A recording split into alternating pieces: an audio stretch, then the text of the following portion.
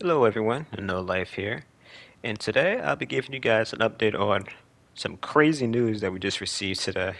Now, I know that I said this video was going to be about the new victim, but I had to push this thing back just to go over what we have discovered today, and that is going to be the confirmation on who will be taking over Sumo after they have decided to go part ways with Gun here.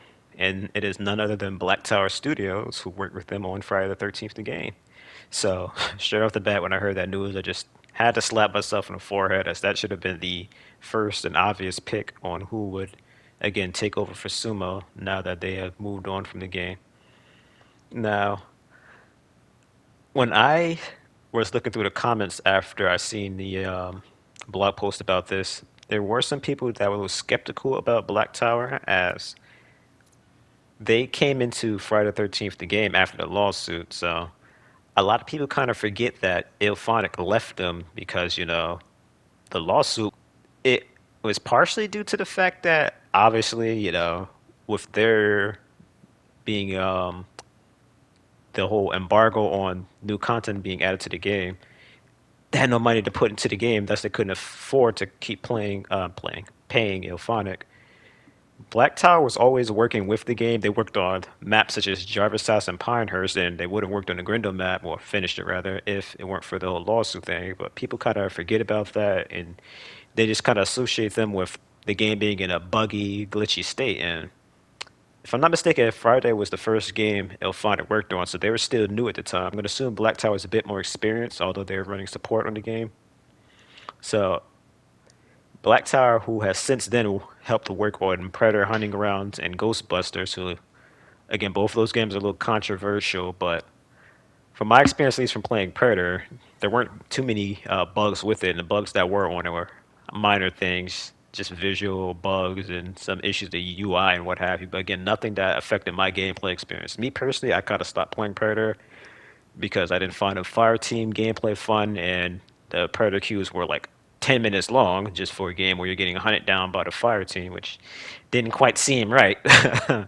But that being neither here nor there, I personally am very confident on Black Tower's abilities, and I think that this is going to be a big turning point on the game here. Now, with Black Tower being announced as the partners, or rather replacements for Sumo, now that they're passing the baton on to them, there is said to be a month-long transitioning period that has been going on. I'm not sure if that means that they are completely, like, Sumo's completely out and Black Tower's in, or if they're still kind of going over the coal with them and what have you to make sure that, again, this is a smooth transition.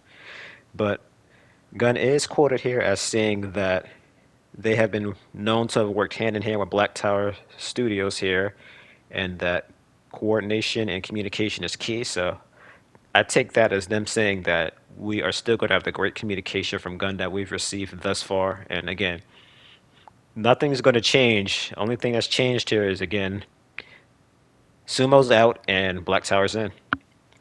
Now, they also said that they're not going to be alone here. It is not going to just be Black Tower helping out with the game. We already know they have Art Bully helping out with cosmetics for the characters. I'm going to assume on both sides. So, again, don't quote me on this, but I personally think that by April, maybe as late as June, we'll start seeing those cosmetics that Art Bully put out. And I personally can't wait, as they're making it sound like these cosmetics are going to be even better than the ones we had thus far, which is good. Because even I can admit the cosmetics we've gotten up to now have been pretty bland. Mostly just slight outfit changes. They are still in the same similar fashion to what they're wearing by default. You might even notice the difference between some alternate cosmetics, like Julie's, for example. So stay tuned for updates on the new cosmetics for the characters, as I know a lot of Cook at Hitchmains are wondering where's their cosmetics after Bride Sissy at Shirtless Johnny. Now we also have a team here that has been working on the Q&A. That's Testronic Labs. I'm not sure if they are just now coming in to work on QA, or if they've been on QA prior and they're just now being announced. But assuming they're new, hopefully this will mean that we won't have any issues with Nancy and her busted poison claws, which basically you're dead if she just hits you once, let alone twice. But Danny, who I don't think we need to discuss any further. We all know what Danny almost did to this game, but thankfully they were able to patch him just in time for the game not to literally be dead like everyone says it already is. Now, we also have Odd Gentleman here, and they have worked on the virtual cabin on Friday the 13th, and they'll be working on a museum mode that is due, well, any month now.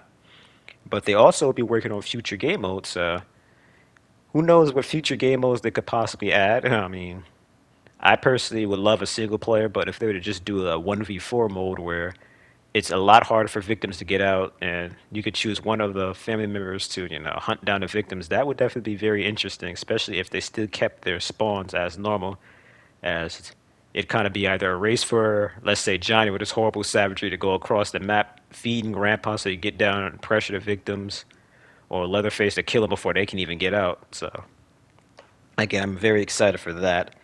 But I also had to save the last partner that's going to be coming onto the game here, and that is Saturday Morning Cereal, as they are going to be working on not only the game trailers, but the in-game cinematics.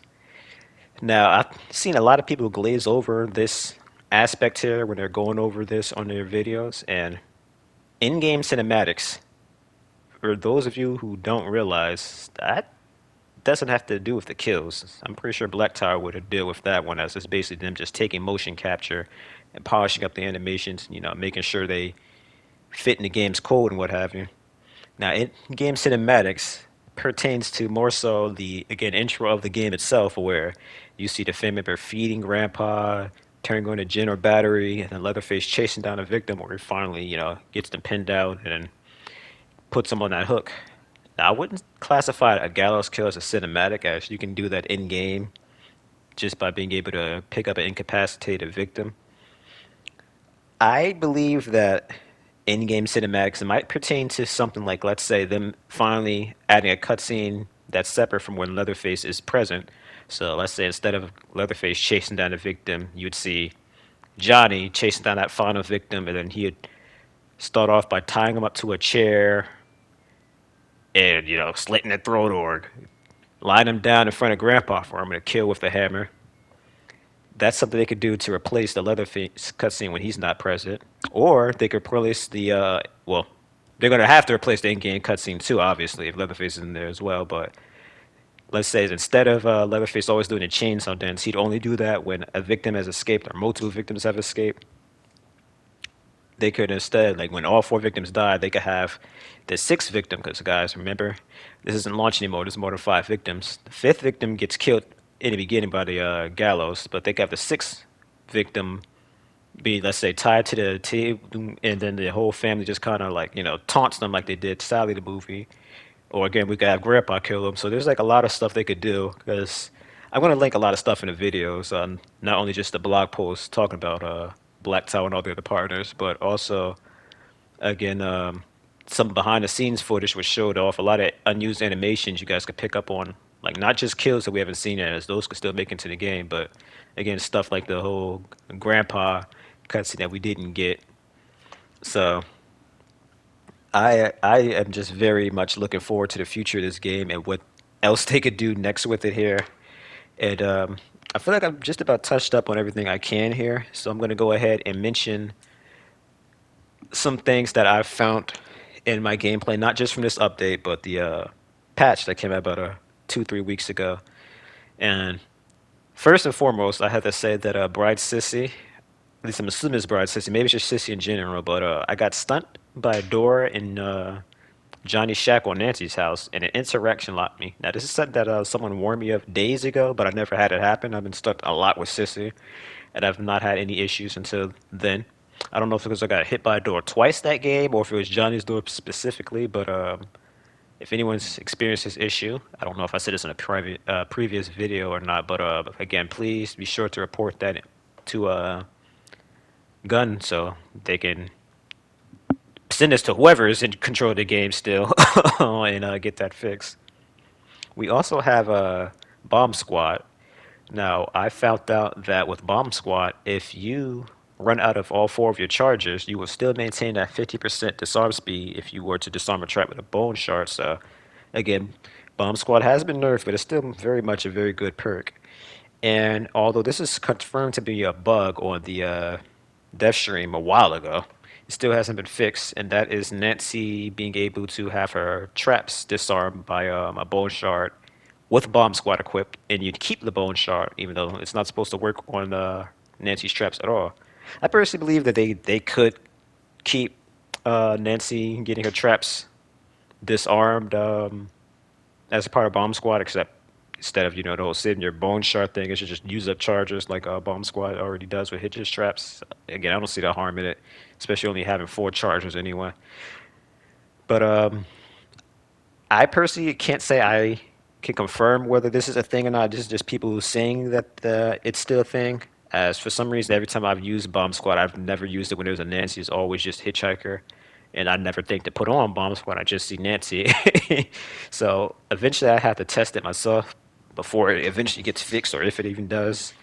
But I think that's really about it. I can't think of anything else I could possibly bring up to drag out this video any longer than it already has. So I can say that again, besides the new victim that I'm going to be doing a video on sometime this week, I do want to do something on Leatherface, and I might do one on Nancy too, because although I said I'd never do a video on Nancy, I feel like there's a few things about Nancy that needs to be tweaked. And I also want to do something on the skill tree as although Gun thus far has been pretty stubborn on not changing that skill tree, I feel like there's at least a compromise they can make with the community because I'm sure we can all attest to the skill tree being very limiting, not only just to fun, but just when it comes to stuff like random perks where we have access to all these perks. One way or another, we can get those perks on our desired build. So it'd be nice for it to not be so restrained to the point that you have to re-roll someone's skill tree several times, and several is a very lenient word to even use, just to get the desired build. But what's more, we're at the end of the road here, guys. So I believe TCM has a bright future.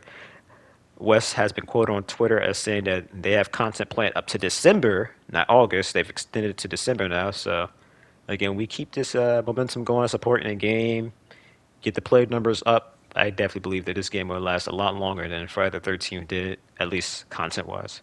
So this has been No Life here, and thank you all so much for watching.